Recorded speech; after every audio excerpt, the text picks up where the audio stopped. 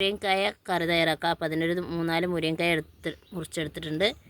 ഒരു തക്കാളി, ഒരു സവോള, ഒരു പിടി പരിപ്പ് എടുത്തിട്ടുണ്ട്. അത് ആദ്യം വേവിച്ചെടുക്കാം. ചട്ടി വെച്ച് മുരിങ്ങക്കായും തക്കാളി ഉള്ളിയൊക്കെ ചേർത്തെടുക്കാം. കഷ്ണം വേകാൻ ആവശ്യത്തിന് വെള്ളം ചേർത്ത് കൊടുക്കാം. കറിക്ക് ആവശ്യമുള്ള ഉപ്പ് ചേർത്തെടുക്കാം.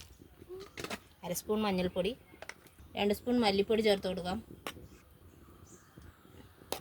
1 സ്പൂൺ മുളക് പൊടി ചേർത്ത് കൊടുക്കാം.